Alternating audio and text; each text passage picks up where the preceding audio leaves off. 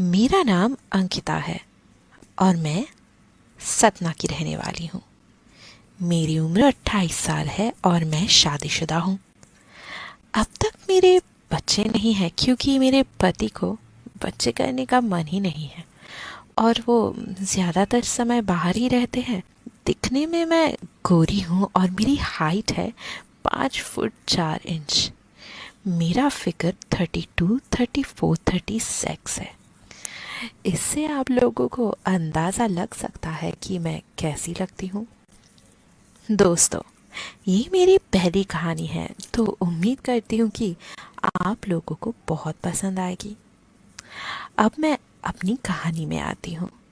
मेरे घर में मेरे बाबूजी मतलब ससुर, अम्मा जी, सास और मेरे देवर जी रहते हैं। इनके अलावा मेरे पति और मैं तो रहते ही हैं। मेरा देवर अभी बहुत छोटा है और कॉलेज में पढ़ाई कर रहा है।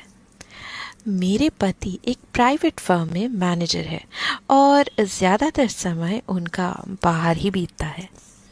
जब मैं शादी होकर यहाँ आई थी तब से मेरे बड़े अरमान थे।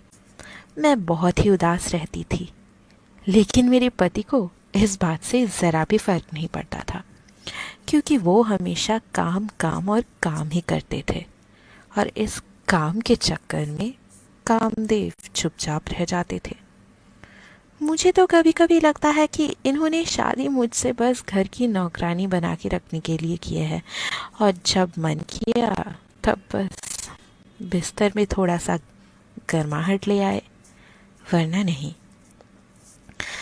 एक दिन की बात है, दोपहर का समय था और बाबूजी और अम्मा कहीं किसी कथा में गए हुए थे।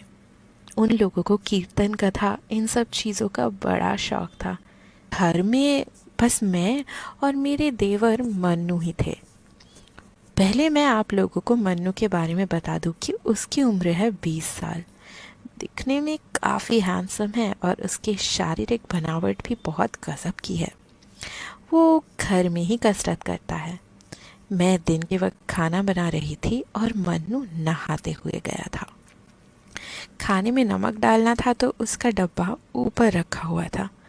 मुझे खुद नहीं पता कि कैसे किसी ने इतने ऊपर रखा हुआ होगा। जब मैं स्टूल के ऊपर चढ़कर नमक का डब्बा निकाल रही थी तभी स्टूल थोड़ी बहक गई और मैं नीचे धड़ाम से गिरी और मेरे मुंह से चीख निकल गई। अम्मा हाय, कितना दर्द हो रहा है, मर गई रे, कोई मदद करो मेरी। मन्नू कहा, जल्दी आ रहे हो? मन्नू कहा, हो जल्दी आओ। मैंने उसको आवाज़ भी लगाई। मन्नू भी जल्दी जल्दी में चड्डी पहनना भूल गया शायद और टेबल लपेट कर किचन में आ गया। मन्नू ने मुझे उठाते हुए पूछा, क्या हुआ भाभी? तो मैंने कहा, आज तेरी भाभी मर गई मन्नू। ओ आह, जल्दी से कमरे में लेकर चल, मुझे बहुत दर्द हो रहा है मन्नू। उसने मुझे तुरंत उठाया और मुझे कमरे में ले गया। जैसे ही उसने मुझे बेड पर लिटाया तो टॉवल मेरे कंगन में फंस गई, जिस वजह से टॉवल खुल गई। मैंने उसे टॉवल दिया और कहा, ये ले लगा ले, और मुझे हंसी आ गई। मन्नू ने टॉवल लपेट कर कहा, भाभी आप हंस क्यों रहे हो? मैंने कहा, कुछ नहीं।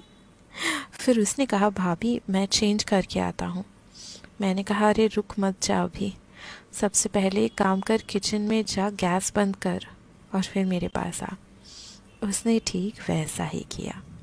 फिर जब वो आया तो मैंने उससे कहा कि देख, टेबल के ऊपर ऑयल रखा हुआ है, वो ज़रा मेरे कमर में लगा के मालिश कर दे। उसने कहा, ठीक है भाभी, कर देता हूँ, लेकिन इसके लिए आपको कपड़े उतारने पड़ेंगे। मैंने कहा, रुक। उस समय मैंने गाउन पहना हुआ था तो मैंने उससे कहा कि अरे देख क्या रहा है, करना मालिश। वो शर्म से लाल हो रहा था। मैंने अपनी नाइटी उतार दी और ब्रा पैंटी में उल्टे होकर लेट गई। वो और भी लाल हो गया तो मैंने उससे कहा, मालिश कर, अभी दर्द हरा है तो कर दे मालिश, दर्द गया तो पता नहीं आगे क्या हो सकता है।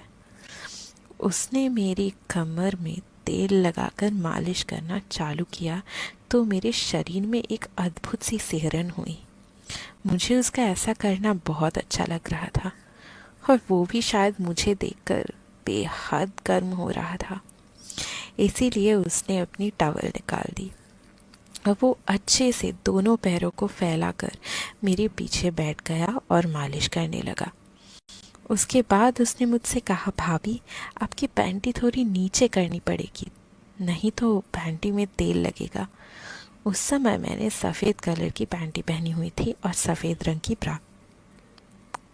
मैंने कहा, रुक, मैं पूरा ही उतार देती हूँ।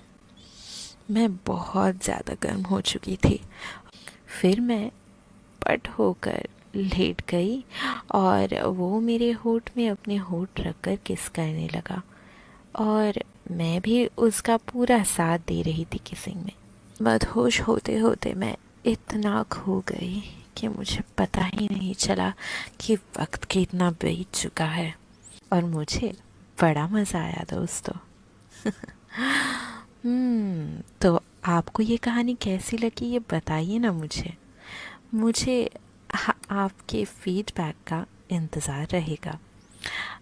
फीडबैक देने के लिए आप कमेंट्स छोड़ सकते हैं मेरे लिए।